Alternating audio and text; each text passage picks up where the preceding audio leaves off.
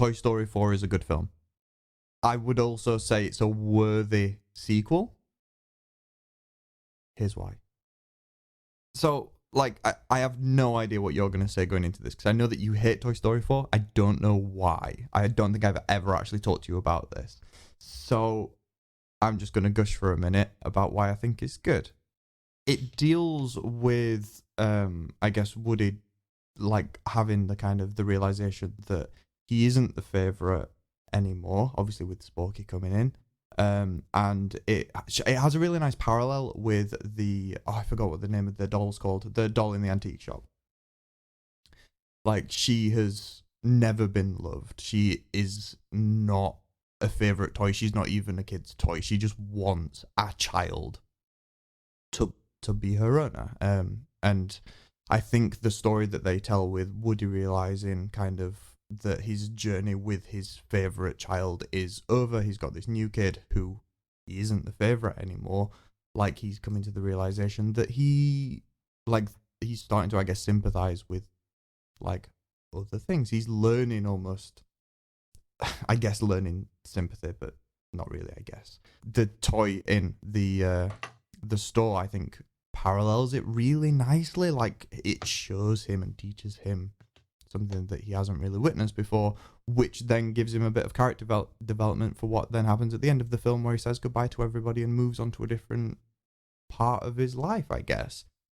On top of that, it's actually probably one of the nicest looking 3D animated films, like, ever. It's really, really gorgeous. Yeah, I can't dispute that. Like, it's a gorgeous looking film. Yeah, and it's a really good story. Is it not a really good story? So to start with, my main grievances with the film stem from the characters. Like, I love Toy Story. I grew up with it. I love the first three. And then from the moment the third one was a huge financial success and they announced that, oh, they might be doing a fourth one, I was immediately worried, because it was like, why? There was no need. And when it came to the characters, even more so. What do you mean? As in, like, the introduction of new characters, or do you mean, like, the characters themselves? Like, do you have an issue with Woody? My primary issue is with the portrayal of Woody and Buzz and how it sort of tarnishes their character arcs. So a lot of Toy Story 3 was spent about the fact that the toys were coming to terms with the fact that Andy had grown up and he was moving on without them. Throughout that film, Woody struggled with the dilemma of being Andy's toy, came to terms with the fact that Andy will outgrow him, but there are still other children out there that are in need of toys, and he can be there for them. He can do the exact same thing for Andy, but for different people. And there's a strong life lesson there for children that growth and change is natural, but it's a good thing. It also addresses the point that children will outgrow toys, and that it sort of subtly plants that idea in there. And he's had all this emotional breakthrough and all of this depth, and he moves on. And it's like all of that just vanishes because he's seen his old girlfriend and he wants to get his plastic dick wet. I mean, is it that though? Like, is it not just the, like, they left it with, oh, he's got this new kid, and then it actually turns out that maybe that new kid isn't Andy. Like, he was just trying to project the old child that he had onto the new child, and it just doesn't work like that. He thought it was just going to be able to carry on as he was, but with a new child, and it's not as simple as that. The new child actually has a new toy that they prefer, and he has to come to terms with that he can't just keep living the life that he wanted to do just with a brand new child. He can't just swap his child out for a different child and expect the same life. So he's then forced to acknowledge other toys that don't get love at all, which then helps him realize the fact that there are actually toys out there that don't. And then his journey at the end is to work with toys that don't have children and try and pair them up. That's his journey from now on. But I don't think he was ever Bonnie's favourite. They'd already addressed the issue in Toy Story 1 of Woody coming to terms with not being the favourite anymore with Buzz. That was Woody's whole arc in the first film, was that he learns to share the limelight, because it's all right if you don't get played with once in a while, because, you know, there's the kids having fun. That's all that matters. And with Bonnie, he met all these other toys that were already there before him. He was the new toy. He came to terms with the fact that just one toy shouldn't share the limelight. That while children might have favourites every now and then, they will pick up other toys and they will play with them, especially with Bonnie. Because the amount of different toys that she hadn't played with them all, she didn't have much in terms of favourites. There's always like the flavour of the week. But by that point, sort of Woody had already undergone that lesson. Yes, but like that's not the story of this film. This story is when Woody realizing that other toys get the limelight too. It starts with that, and by the end, he's actually kind of, I guess, changed his goal to actually like search for pairing unwanted toys with kids that need them. Yeah, like I appreciate that bit of it. I appreciate what the story's doing and that it's trying to move the characters on, but it's sort of it feels like a tacked on epilogue of an already complete story. Like you walked out of Toy Story 3 and you were like, that's the end, that ties everything up perfectly. And like, yeah, I'd agree with that. It does just feel like do you know what it reminds me of? It reminds me of Camino, which is not something that I thought I'd ever say. Like the film that was made after Breaking Bad. Like Breaking Bad finished, and I was an advocate for this should not carry on. Like that ended perfectly. You don't know where Jesse goes. Like he drives off into the distance, and like it's up to your imagination. And I like that as a finish, but Camino still serves a good purpose within the story. He still sort of drives off into the distance at the end. It just shows a 2-hour bit of what happens afterwards and tells a little internal story within it. I think Toy Story 4 does the same kind of thing. It leaves it at a finishing note, but it's told a bit of a story as like an epilogue. I don't think that necessarily makes it a bad thing. well, I mean, if it had just told a story, it'd been fine. But a majority of my issue comes from the fact it seemed to damage a lot of the characters. Like Buzz, for example, his whole arc was that he was the outsider who became a part of the family. He was absolutely new to everything. They took him in. He learned how to be a toy, and he learned about how his whole new purpose in this world worked. And he went from being like a strong military strategist with like a warm heart to just being a clumsy idiot. Yeah, they Homer Simpsoned him. Yeah, for the sake of comic relief. And that made me so angry because it was for no reason whatsoever. They made him an absolute moron. They dumbed him down, and they gave him like the Drax treatment. Like there's a moment where Woody's talking about the voice in his head telling him to do something, and Buzz is like, what? Who is this mysterious voice? What is it? And it's like, that's... Yeah, it's sort of mimicking like his first interactions with Woody, like the comedy that brings, but at the expense of 3 films worth of development. Exactly. And it's like, it's not just a one-off moment. That's it throughout the entire film. Buzz is now just a fucking idiot for no apparent reason. It's not even like, if they'd addressed it, something like, oh, you know, he's getting on a bit, he's getting a bit faulty. Something like that could have had a really deep message to it.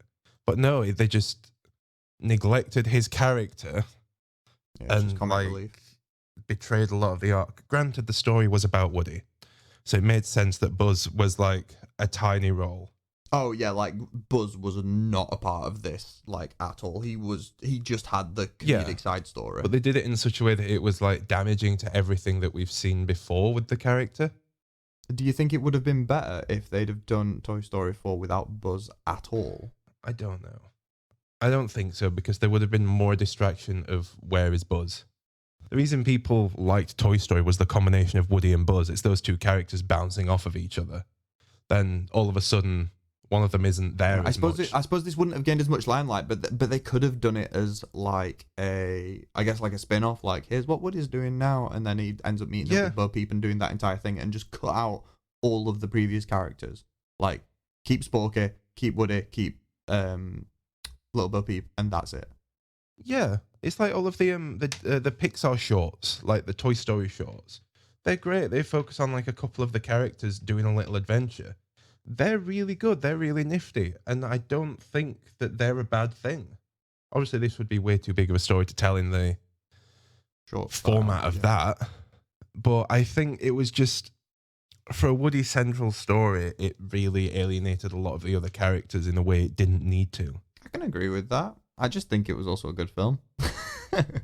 But also at the same time, I don't have the emotional connection to Toy Story that you do. Same as like what we were talking about with the Iron Giant. Like I'm coming into this almost fresh because like I'd seen Toy Story 1, could barely recite any of it to you, and then getting ready for Toy Story 4, I watched Toy Story 1, Toy Story 2, and then Toy Story 3 for the first time the night before seeing Toy Story 4. So I didn't have that kind of connection with the arcs, and like I didn't have the trilogy sat in my head and then the fourth was plucked on the end. Like I watched them all pretty much within one short space of time. For you it was just like, okay, this is a movie series. Yeah, but I do, when thinking about the arcs, think that it's a trilogy with a fourth one slapped on the end.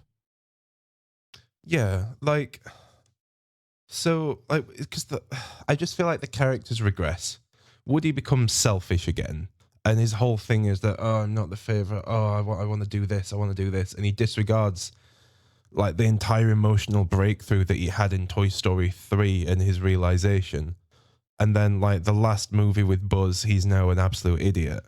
And I feel like, as I previously mentioned, it disregards the ending of Toy Story 3. And I think what they did good with it within like the series was that the first two films came out, and then the amount of time left between Toy Story 2 and 3 was time for that original audience to grow up. Which was them reflected. You know, like in Toy Story 3, Andy's going off to college. In real life, people are at that age now. People are going off to university. People are going off to college.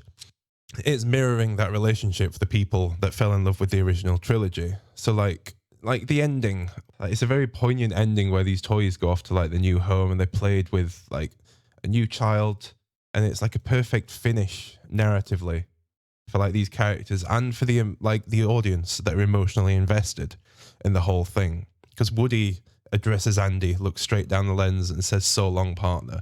And it's a really emotional moment. And at that point, he's not only saying goodbye to Andy, he's also saying goodbye to the audience, to these people that grew up with them.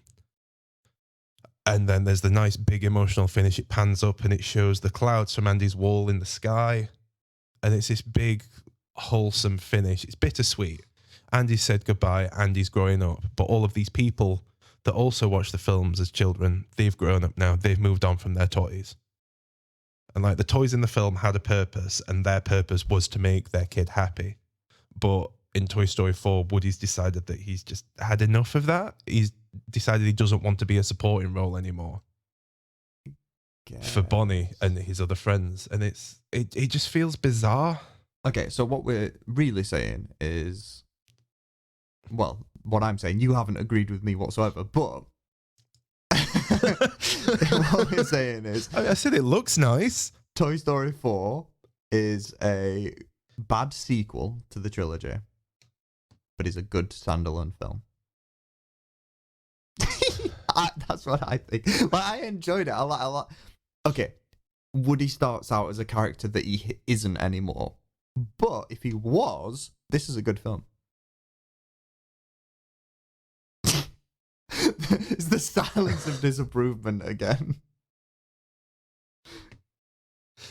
I think I agree. If this wasn't marketed as Toy Story 4, if this wasn't a continuation of that story, I wouldn't hold it in such distaste. But it's the fact that they were like, oh no, guys, that wasn't the real ending. This is the real ending. That nice moment we all got together saying goodbye. These toys went off to a new home, because that's okay. You can rehome your toys and they can still get played with. Yeah, I suppose it's cash. Yeah, it's for cash. It's for, we've made another one because we want the money. That's what it reeks of. Like, and you can tell that's why they made it. Because Toy Story 3 got so much money because it had the original audience, it had the new audience. You know, it's like when I was saying before about Endgame, the tickets were already sold. Mm-hmm. You know, from the moment you saw Toy Story 3 come up, it's like, okay, it's the last one. We're going to go see it. Yeah, I also, it's the only Toy Story film I've seen in cinema. It's 4. What, Toy Story 3? 4. I'm on about 3. Oh, you're on about 3. All right, well, I'm still on about 4 because it's a good film. I wholeheartedly disagree. Looks good, though, doesn't it? It does look, visually, it looks stunning. Like at the start of the film, the bit where they're trying to rescue RC from like the rain and the water outside, it looks so realistic. Like RC getting stuck in like the wheel spinning, it's like, yeah, yeah, good. And Like, another problem I have with it is that it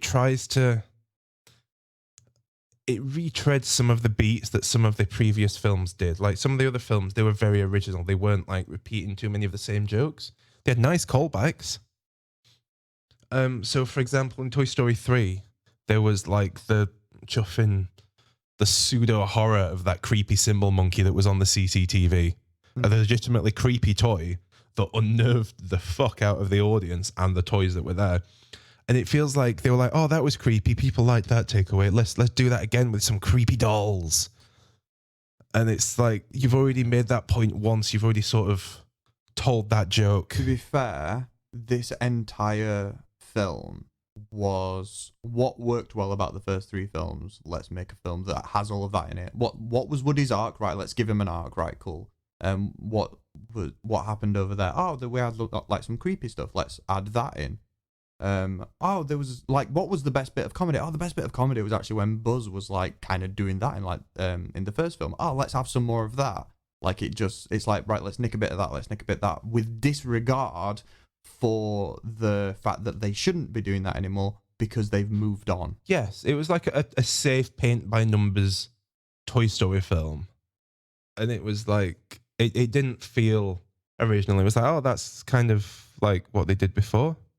And it felt, in terms of, if you came straight out of Toy Story 3 into Toy Story 4, which I know you did, it must have felt jarring for the stakes to suddenly be so low. Like, in Toy Story 3, you've got like this whole community. You've got Lotso the bear, and then you've got the toys nearly dying to like a giant incinerator. Like, things were on a big scale there. And then Toy Story 4, it's suddenly much smaller. And it feels like a step back. Granted, I don't think they could have gone much bigger. Yeah, no, it does almost feel, as you say, almost like an epilogue, a short story drawn long kind of thing, where it is, as much as by the end, the characters are in very different places to where they were right at the beginning. Like, it just feels like a little thing. It's not the story of Toy Story. It's just a little thing slapped on the end. So it does almost feel like an epilogue. Yeah, and that's my problem with it. It does, if they'd have addressed it as more of a spin-off or something like that, that probably would have sat better with me. And I just... Yeah, wouldn't have earned them as much money, though. No. Like, not making the film also wouldn't have earned them as much money. This is true. And, oh, God, like, the Key and Peele characters, they were funny at first. They were indeed funny at first. It was like, yeah, we get the joke. They're over the top and they're sarcastic. All right, yeah, stop it. It was like you were saying with Elton John in Kingsman 2. How, like, what could have been just a bit part as part of a joke just became part of the plot. And it was like... unnecessary. Why? Unnecessary. Yeah. And it felt like over the top, try hard comedy as well. It's a kids' film, and kids' films do have that sort of over the top spelling this out for you because this is a joke, so I'm going to emphasize everything that I'm doing because this is funny. Yeah, but as we said, with the Iron Giant, you don't have to do that. Like, you can have funny bits that are actually sort of clever. You can. And the first three Toy Story films did that. They did indeed. It's... Yeah, do you know probably why those two characters were in it as much as they were? Go on. Merchandise. Yeah. I imagine Lotso selling as much as he almost definitely did from Toy Story 3 probably meant that they were like, we need to do that again. It's I'm glad you brought up the topic of merchandising. Forky probably wasn't a good idea for merch. That I've seen it in the Disney store and it doesn't look good because they could have made it from actual sports and pipe cleaners and whatever, and they should have, because that would have been really cool. They could have sold it for fairly cheap and made loads of money on it. And instead they did like just a plastic toy version rather than what it actually is. That doesn't make any sense. Only Disney could show a heartwarming moment of a child making a new toy, like from raw basic craft materials, and then make a mass-produced plastic version of it for 40 quid a piece. Yeah, that reeks of Disney, doesn't it? They could have even done like a plastic kit of like crafting materials, like make your own Forky. Build your own Sporky. Yeah, that'd be such a good idea. Forky, not Sporky. Forky. No, it should be called Sporky because it's a spork. If they'd have done that, that would have been amazing. I'd have had props to them. Like, that would have been encouraging creativity within children. But like, there's so many things about this film, like including that just left such a bad taste in my mouth. Yeah. They could have had like an entire cutlery set, like have some spoons, some forks, some knives. It's not like there's been toys. Go at it, kids. It's not like tie-in toys for films have ever made sense before. Like, I'm pretty sure there was like action figures for the Batman Begins where Batman's got a big fucking rocket launcher and a jetpack. And I'm like, I don't remember that bit in the film. So it's like, they could have even had a set like, oh, make Forky and some friends. Forky and Spoonie. But that's not an issue with the film, that's just an issue with Disney. And there's a whole lot more that we could go into there. They could have gone without telling this story. Toy Story 3 was tied up in a neat bow. Things were content. And I feel like even the ending of this, like we said before, about doing the same things as the other one, they were like, oh, Toy Story 3, people cried at the end. Let's do the same to this one. It'll get people talking. Woody says goodbye to everyone. That'll get people sad. Yeah, that's just another thing that they lifted. They just went, okay, how did we start the series, right? Buzz is a bit silly. Woody goes through this arc. How did we end the series? Well, the trilogy. Like, how did we end it? Okay, there's a big emotional ending. Let's lift that. They have just lifted all the bits that they thought worked from the trilogy and put it into one film. Which is why I don't like it. It's not what the original films were. The original films were creative. They were inventive. They were nuanced when they needed to be in terms of dialogue and jokes for grown-ups. And the characters. There's too much about this film that I dislike for me to call it a necessary sequel. There's too many, for me anyway, there's too many things that are like, oh, well, like Buzz is now an idiot, but he never was. Okay, what would happen if we just didn't make this film? He'd be fine. Yeah, I think you have convinced me. I think I like it as a film. I dislike it as a sequel. I'm content with that. Okay. I'm glad you've managed to see my point of view. Like, I can also understand yours, like coming into it from like the less nostalgic point of view. Like, you wouldn't necessarily have had that emotional connection like I was talking about. But I do think that is a big part of the series as well. Yeah, I didn't cry at the goodbye that Andy had. Oh, my 18-year-old brother cried. Yeah, like, I'm not saying bye-bye to those characters because I never really said hello. Oh, that was a nice way of putting it.